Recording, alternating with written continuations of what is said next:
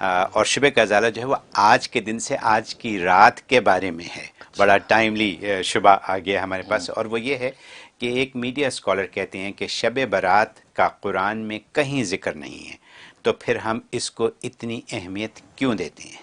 اچھا خوب نکتہ اٹھایا جی قرآن میں نہیں، لہٰذا اہمیت کیوں دیتے؟ جی. بقیہ ویڈیو دیکھنے سے پہلے ویڈیو کو لائک کریں، رحم ٹی وی چینل کو سبسکرائب کریں اور بیل آئیکن پر کلک کریں. شکریہ. اچھا پہلی بات تو یہ ہے کہ قرآن میں تو وہ کہتے ہیں نا کہ کالی رات کا ذکر نہیں، تو کالی بھینس کا ذکر بھی قرآن میں نہیں ہے. جی تو آپ کالی بھینس کو اتنی اہمیت کیوں دیتے ہیں؟ اس کے باڑے بناتے ہیں، اس کا دودھ بیچتے ہیں، تجارتیں کرتے ہیں، دودھ پیتے ہیں، پلاتے ہیں، آپ کی چائے اس کے بغیر نہیں بنتی.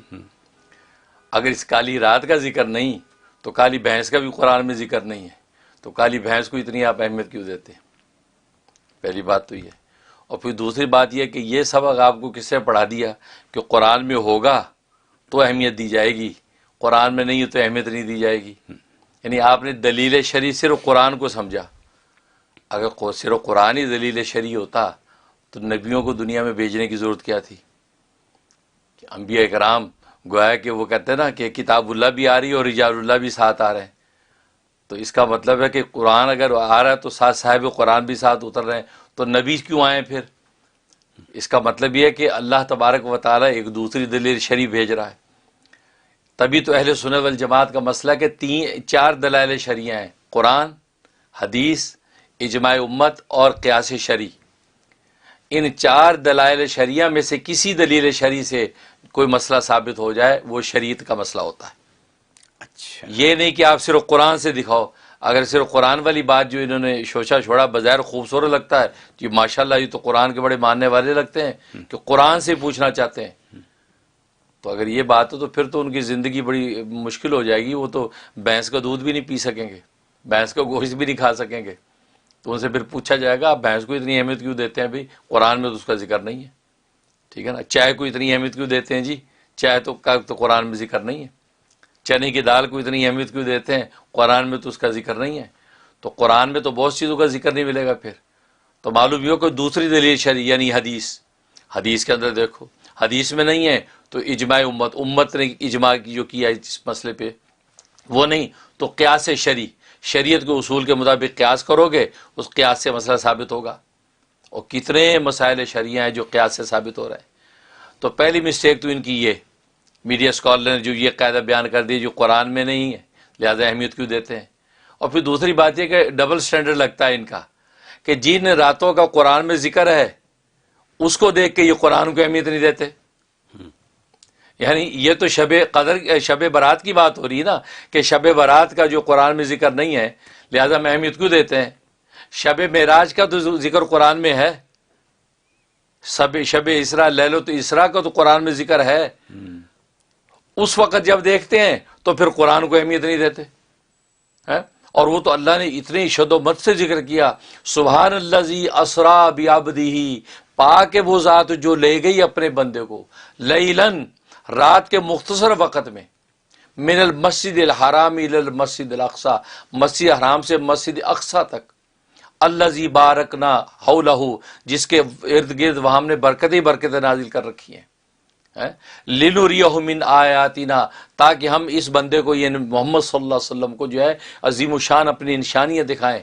انہ هو السمیع البصیر، بے شک وہ اللہ تبارک و تعالی جو ہے خوب سننے والا دیکھنے والا ہے. اب آیت قرآنی میں کتنا واضح طور پہ اس رات کا ذکر کیا. یہ لیلۃ اسراء کی رات کا ہے، شب معراج ہے. اور جناب سورت جو ہے نجم کے اندر دنا فتدلی فکان قاب قوسین او ادنا، وہ بندہ اللہ کے قریب ہوا، اتنا قریب ہوا کہ 2 تیر کمان کا فاصلہ رہ گیا. معراج کا ذکر کیا کہ آسمانوں پہ یہ قربت ہے بندے اور خدا کی ہے، اور وہاں یہ دیدار الہی ہو رہا ہے. تو قرآن جن راتوں کا کو اہمیت دیتا ہے تو اس کو دیکھ کے آپ قرآن کو اہمیت نہیں دیتے. وہاں ٹیچریں نکالتے ہیں کہ جی نہیں اس کے یہ مراد ہے وہ مراد. تو پہلے آپ اپنے کسی ٹھکانے پہ ہوں، آپ اپنا ایک ڈبل سٹینڈرڈ ہٹا کے ایک سٹینڈرڈ قائم کریں تو آپ کو سمجھ میں آئے گا نا. اب بقول آپ کے شب برات کا قرآن میں ذکر نہیں، لہٰذا ہمیں اہمیت نہیں دیتے. تو شب اسراء و معراج کا تو ذکر ہے، اس کو تو پہلے اہمیت دے لیں آپ. ایک بات. دوسری بات یہ تو آپ کا زیوم ہے کہ قرآن میں اس کا ذکر نہیں ہے، لہذا میں اہمیت کیوں دیتے ہیں؟ اصل میں بات یہ کہ اس میں شک نہیں، اس بارے میں جو اکابر مفسرین کے دونوں طرح کے اقوال ہیں، کیونکہ قرآن کریم میں دو جگہ پر ذکر کیا، ایک تو سورۃ دخان کے اندر فرمایا انا انزلناہ فی لیلۃ مبارکہ، بے شک ہم نے اس قرآن کریم کو لیلہ مبارکہ میں نازل کیا، یہ کہا، اور دوسری جگہ سورۃ قدر میں فرمایا انا انزلناہ فی لیلۃ القدر، وہاں لیلۃ القدر میں نازل فرمایا۔ تو یہاں پر جو ہے وہ جمہور مفسرین، جو اکثر مفسرین بے شک یہ کہتے ہیں کہ لیلہ مبارکہ سے مراد لیلۃ القدر ہے، لیلۃ القدر ہے، اور لیلۃ القدر رمضان میں آتی ہے، ٹھیک ہے نا، کیونکہ شہر رمضان الذی انزل فیہ القرآن، کہ رمضان کا مہینہ وہ ہے کہ جس میں قرآن نازل کیا گیا، اور وہاں کہہ دیا انا انزلناہ فی لیلۃ القدر، ہم نے قرآن کو نازل کیا لیلۃ القدر میں، تو معلوم ہے رمضان کے اندر جو رات آ رہی ہے لیلۃ القدر وہ مراد ہے، اس میں قرآن نازل کیا، ٹھیک ہے۔ تو یہ جمہور مفسر بے شک یہ کہتے ہیں کہ انا انزلناہ فی لیلۃ مبارکہ جو کہا ہم نے برکت والی رات میں قرآن نازل کیا، تو وہ برکت والی رات تو لیلۃ القدر ہے، اور لیلۃ القدر رمضان میں آ رہی ہے، لہذا ان دونوں جگہوں پہ لیلۃ القدر مراد ہے، شب برات کا ذکر نہیں ہے، ٹھیک۔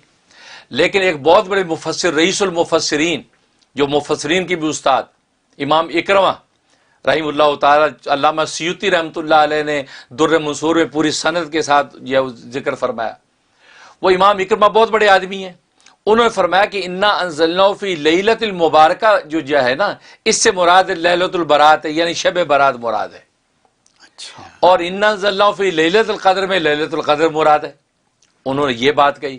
ابھی اتنا بڑا آدمی بغیر دلیل اور بغیر بنیاد کی تو بات نہیں کرتا، تو انہوں نے یہ بات کہی۔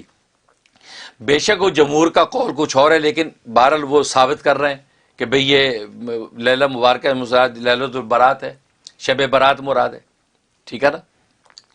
کیوں؟ اس لیے کہ یہاں پر کیا فرمایا کہ لیلہ مبارکہ برکت والی رات میں نازل کیا، اور فیہا یفرق من کل امر حکیم، کہ اس رات کے اندر جو ہے ہر حکمت والا کام جو ہے وہ بکھیر دیا جاتا ہے، تقسیم کیا جاتا ہے، یعنی فرشتوں کو تقسیم کیا جاتا ہے، ٹھیک۔ اب یہاں آپ اصل میں قرینے دیکھیں، ان میڈیا اسکال کو ویسے قرینے دیکھنے کا بہت شوق ہے، تو یہاں قرینہ دیکھیں، قرینے ایسے اختیار کیا اللہ تبارک و تعالیٰ نے کہ آپ کو ماننا پڑے گا کہ امام اکرمہ کی بات میں جان ہے، وزن ہے، بے وزن بات نہیں ہے۔ دیکھو سورۃ قدر جو ہے یہ 25ویں نمبر پر نازل ہوئی، نزول کے وقت بھی اس کا 25واں نمبر 25، 25ویں نمبر پہ نازل ہوئی، اور اس میں اللہ تبارک و تعالی تفصیل سے بیان کر دیا انا انزلناہ فی لیلۃ القدر، ہم نے اس قرآن کو لیلۃ القدر میں اتارا۔ وما ادراک ما لیلۃ القدر، تجھے کیا معلوم کہ لیلۃ القدر کیا ہے؟ اور ایمفسائز کر رہے ہیں لیلۃ القدر خیر من الف شہر، لیلۃ القدر جو ہے یہ 1000 مہینے کی عبادت سے افضل ہے، یہ صاف صاف بتا رہے ہیں۔ اس رات میں کیا ہوتا ہے؟ تنزل الملائکۃ والروح فیہا باذن ربہم، کہ نازل ہوتے ہیں فرشتے اور روح الامین یعنی جبرائیل علیہ السلام ہے اللہ کے جو ہے وہ احکامات اذن کے ساتھ، اور ہر امر اور تدبیر حکم کو لے کر۔ اب دیکھو اس کے اندر پوری ڈیٹیل سے بیان کر دیا کہ یہ رات لیلۃ القدر ہے، اور وہاں نزول ملائکہ ہوتا ہے۔ اور یہ سورت جو ہے دخان یہ 64ویں نمبر پہ نازل ہوئی، 64، 64ویں نمبر، 25 کے بعد 64ویں نمبر پہ یہ نازل ہوئی۔ اس میں اللہ فرماتے انا انزلناہ فی لیلۃ المبارکہ، کہ ہم نے نازل کیا اس قرآن کو لیلہ مبارکہ میں، اور اس کے اندر جو ہے آگے فرمایا فیہا یفرق، اور یہ رات کیسی ہے؟ فیہا یفرق من کل امر حکیم، فرمایا کہ یہ رات، اس رات کے اندر کیا کیا جاتا ہے؟ اس کے اندر وہ حکمت والے امر جو فرشتے لے کے اترے تھے، لیلۃ القدر میں کہا جو اترتے ہیں، وہ حکمت والے جو امور تھے وہ تقسیم کیے جاتے ہیں فرشتوں میں، یفرقو، بکھیرے جاتے ہیں، تقسیم کیے جاتے ہیں۔ تو یہاں دیکھو آپ کو دو عنوان ملے، ایک وہ احکام الہی کی تقسیم، ایک وہ احکام الہی کی تنزیل، ٹھیک۔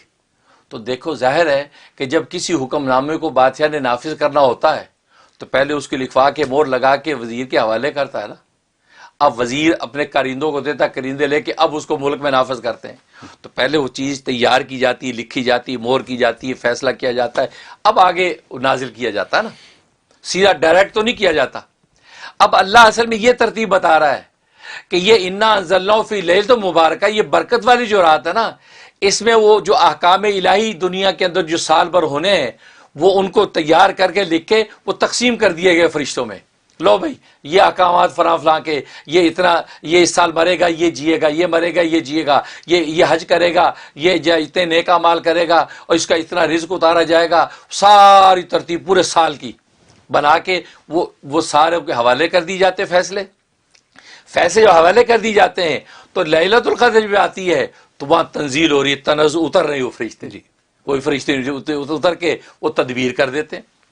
تو یہ تو بالکل درایت اور عقل و دانش بھی کہتی کتنی ترتیب کے ساتھ قرآن نے یہ بات بیان کر دی. ایک جگہ تقسیم ہو رہی ہے فیصلوں کی اور ایک جگہ اس کی جو تنزیل ہو رہی ہے نازل کر دیے.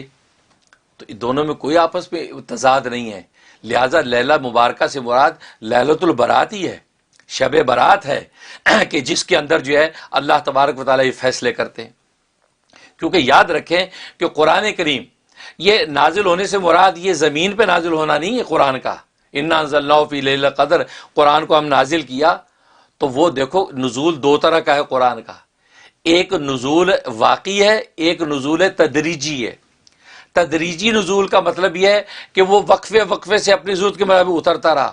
وہ تو 23 سال میں 23 ایئر میں رسول اللہ صلی اللہ علیہ وسلم پہ اترا. یہ نزول تدریجی ہے. ٹھیک. ایک نزول واقعی ہے، اکٹھا ایک دم لوح محفوظ سے اتارا اکٹھا پورا، اس کو کہتے ہیں نزول واقعی. یہ اس رات کے اندر اترا ہے. ٹھیک. لوح محفوظ پہ لکھا ہوا تھا، وہاں سے اللہ تبارک و تعالیٰ نے جو ہے وہ یکدم جو ہے آسمانی دنیا، یہ دنیا کا آسمان نظر آتا ہے. یہاں بیت المعمور، وہاں بھی ایک کعبہ ہے جو دنیا کے کعبہ کے بالکل محاذات میں ہے. وہاں کعبہ، اس کعبہ کی چھت کے اوپر اتارا، وہاں سے لکھوا کے وہاں اتار دیا. تو یہ دفعتاً واحدہ، ایک ہی دن میں سارا اترا. اس کو نزول واقعی کہتے ہیں. اب نزول واقعی جب ہوتا ہے، ہوا یا ہوتا ہے دنیا میں کوئی بھی، تو اس کے دو پروسیس ہوتے ہیں. ایک فیصلہ ہوتا ہے کہ یار یہ ہمیں کرنا ہے، اور ایک وہ کر دیا جاتا ہے، یہ ہوتا ہے نا. ٹھیک ہے نا. اب پہلے لیلۃ البرات کے اندر شب برات میں یہ فیصلہ ہوا کہ اللہ نے یہ فیصلہ کیا انا انزلناہ فی لیلۃ مبارکہ، ہم نے نازل کیا لیلہ مبارکہ میں قرآن کو. کیا مطلب؟ ہم نے اس کے نزول کا فیصلہ کر دیا. اس رات میں فیصلہ طے ہوا کہ قرآن کو جو ہے اس رات کے اندر اتارا جائے گا. یا ابھی جو رمضان آ رہا ہے مثلا، تو رمضان جو آ رہا ہے اس رمضان کی لیلۃ القدر میں اتار دیا جائے گا. یہ فیصلہ شب برات میں ہو اس وقت. تو فیصلہ ہو گیا. فیصلہ ہونے کے بعد اس سال میں، اس کے بعد جب رمضان آیا، رمضان کی لیلۃ القدر آئی، تو اس میں پورا کا پورا اتار دیا گیا. تو گویا کہ وہ جو ہے اس کی تجویز پہلے ہو گئی، فیصلہ تیار ہو گیا اور نفاذ لیلۃ القدر میں ہو گیا. تو دو حصے بن گئے نزول واقعی کے، کہ لیلۃ الشب برات کے اندر فیصلہ ہوا کہ قرآن کو اتاریں گے ہم لیلۃ القدر میں، اور لیلۃ القدر میں اتار دیا. تو دونوں میں کوئی تضاد نہیں ہے. کہ میں نے بتایا نا کہ پہلے تو فیصلہ تیار ہوتا ہے نافذ کرنے کے لیے، اس کے بعد نافذ ہوتا ہے. تو یہ ہوا.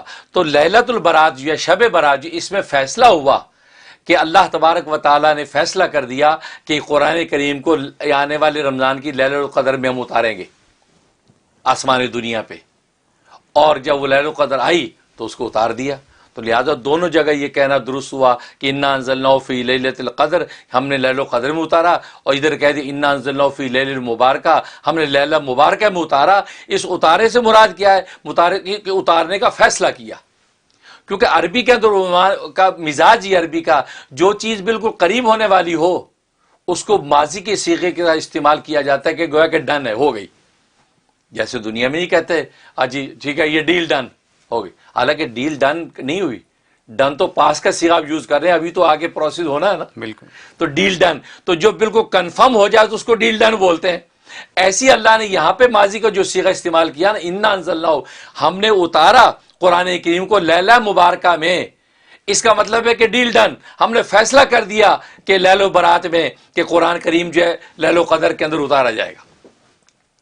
تو دونوں میں کوئی تضاد نہیں. لہٰذا امام اکرمہ کا یہ کہنا کہ لیلہ مبارکہ سے شب برات مراد ہے جس میں تقسیم امور ہو رہے ہیں، تو بالکل کامن سینس ہے اور بالکل درست ہے، اور اس کی تائید حدیثوں سے مل رہی ہے. اور ایک دو حدیث نہیں، 17 صحابہ 17 صحابہ سے حدیث سے منقول ہے اور جس کے اندر صحیح حدیثیں بھی ہیں، جس میں حسن بھی ہیں، حسن لغیری بھی ہیں. یعنی جو ضعیف حدیثوں کو تہمت لگا کے لوگ دھوکہ دیتے ہیں، بس ضعیف حدیثوں کا تو اصول یہ ہے کہ آپ نے جس اصول پر ان کو ضعیف کہا ہے، اسی اصول حدیث میں یہ بھی اصول ہے کہ اگر تعدد طرق و سندیں کئی ہوں تو ضعیف جو ہوتی ہے وہ حسن لغیری بن جاتی ہے.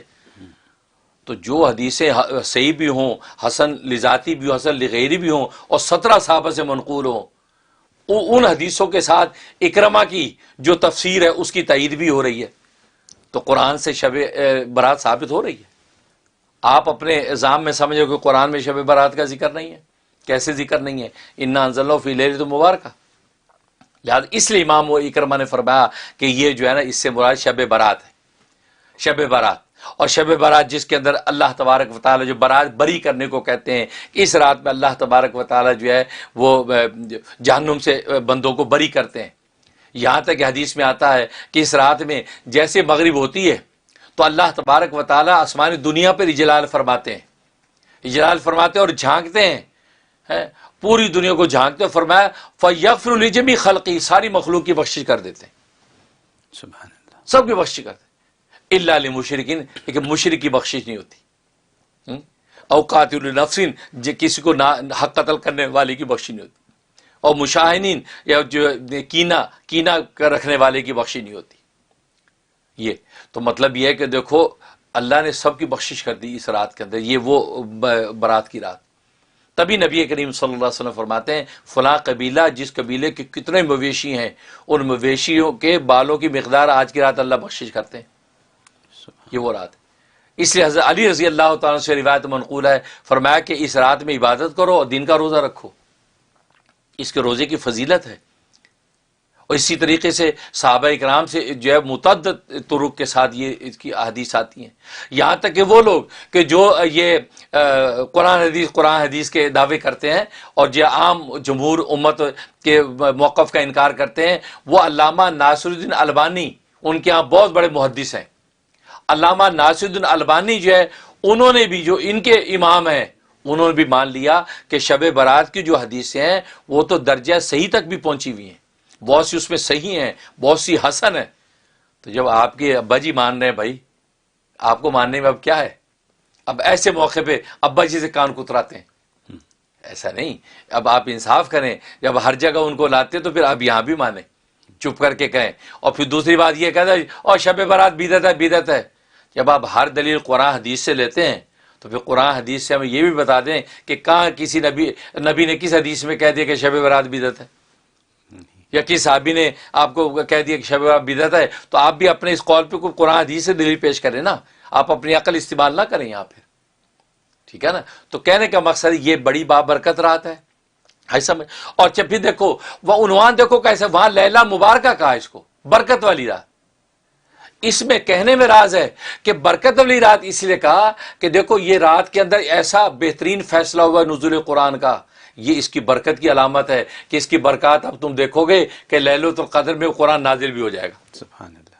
تو برکت کا عنوان ہی ہے. وہاں لیلۃ القدر کے لیے برکت کا عنوان استعمال نہیں کیا. وہاں تو قدر کا، قدر و منزلت کے فیصلے ہوں گے. وہاں تو تمہیں قرآن مل گیا، وہاں تو تمہاری منزلت قدر بڑھ گئی، برکتیں تو اب پیچھے سے ہی اسٹارٹ ہیں. تو گویا کہ دیکھو برکت کا عنوان اختیار کر کے بھی اشارہ کر دیا کہ شب برات مراد ہے کہ جس کے اندر یہ فیصلہ ہو رہا ہے. اور جب ظاہر ہے کہ جب ایسے فیصلے ہوتے ہیں تبھی مبارک فوراً دیتے ہیں، جی کانگریچولیشن، مبارک، ماشاء جی مبارک، بڑا اچھا فیصلہ ہوا، اب وہ امپلیمنٹ ہو رہا ہے. تو یہ تو برکت کا عنوان ہے ہی شب برات کے ساتھ. اس لیے جو ہے یہ ماننا چاہیے اور یہ پوری درایت و دانش کے ساتھ انسان کو سوچنا چاہیے کہ قرائن ایسے استعمال کر رہا ہے قرآن کہ لیلہ مبارکہ سے مراد جو ہے شب برات ہے، اور پھر صحیح اور حسن حدیثیں اس کی تائید کر رہی ہیں، تو آپ کو انکار کی تو گنجائش ہی نہیں ہے. اس لیے اس بابرکت جو ہے رات سے نفع اٹھانا چاہیے.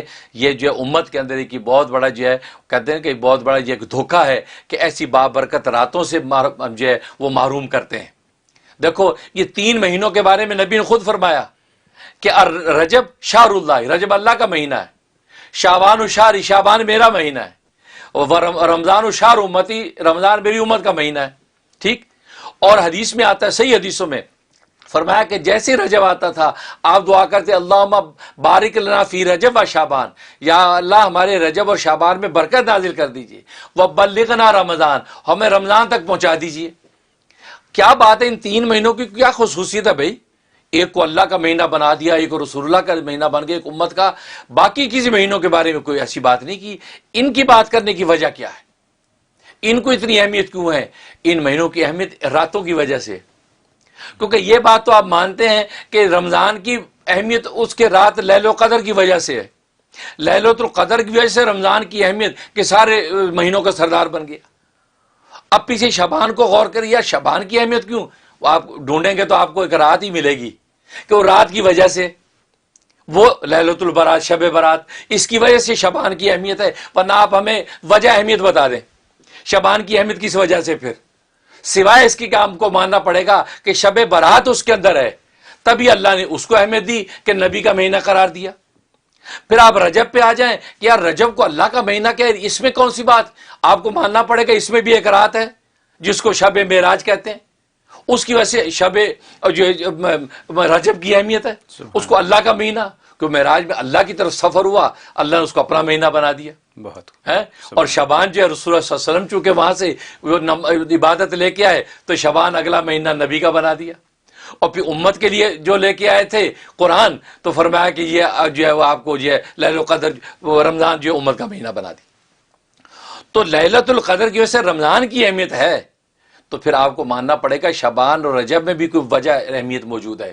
اگر ہماری اہمیت کو وجہ اہمیت نہیں مانتے، آپ اپنی وجہ بتائیے۔ پھر آپ کو ماننا پڑے گا اس میں شب بارات ہے، اس وجہ سے اس کی اہمیت ہے، اس میں شب معراج اس وجہ سے اس کی اہمیت ہے۔ سبحان اللہ، ویری ویل۔ تو لہٰذا اس وجہ سے یہ دھوکے میں نہ ڈالیں امت، نادان امت کو کہ اوقات ضائع نہ کریں، یہ قیمتی لمحات ہیں۔ اللہ آسمان دنیا پر حدیث میں آتا ہے، آ جاتا ہے، اور مغرب کے وقت سے آ جاتا ہے، اور صبح صادق تک یہ وہاں سے پکار آتی رہتی ہے، حل من مستغفر فاغفر لہ، ہے کہ تم میں سے بخشی مانگنے والا میں اس کو بخش دوں، حل مسترزق فارزق لہ، ہے کہ تم میں سے رزق مانگنے والا میں اس کو رزق دے دوں، حل میں مبتلا فعافیہ ہو، ہے کہ کسی مصیبت میں مبتلا میں اس کو عافیت دے دوں، اللہ قضا اللہ قضا۔ حدیث میں فرمایا کہ اللہ انسانوں کی ہر ضرورت کا نام لے کے پکارتے ہیں، کھلی کچہری لگی ہوئی ہے، آپ مغرب کے بعد سے مانگنا شروع کر دیں، آپ کو ملنا شروع ہو جائے گا۔ اور یہ انکار کی کوئی گنجائش نہیں، ایسی رات ہے فرمایا کہ بس موٹے موٹے گناہ، یہ گناہوں والے جو محروم رہیں کہ اگر وہ توبہ کر لیں ان کے گناہ بھی معاف۔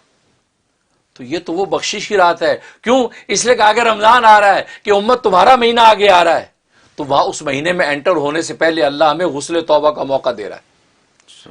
یہ غسل توبہ کا موقع ہے، آج کی رات غسل توبہ کر لو، شفاف ہو جاؤ، اور اچھے اگر ایسے اچھے ہوئے کہ کوئی میل نہ رہا، تو جیسے رمضان شروع ہوگا تو رحمت کا عطر تم پہ چھڑک دیں گے، تبھی پہلا عشر رحمت کا ہے۔ اور اگر ذرا کچی پچی توبہ ہوئی، کچھ میل رہا، تو پہلے 10 دن کے اندر میل اور صاف ہوگا، تو دوسرے عشرے میں تمہاری بخشش ہو جائے گی۔ اگر اور ہی گندے آلودہ ہوئے تو تیسرے عشرے تک جب پہنچو گے اس وقت تک کافی صاف ہو جاؤ گے، تو عتق من النار، جہنم سے بری کرنے کا پروانہ جاری کر دیں گے۔ تو کتنی عمدہ ترتیب، عقل و درایت سے کام لیں تو پورا قرآن سمجھ میں آتا ہے۔ سبحان اللہ حضرت، بہت خوب، بہت سبحان اللہ۔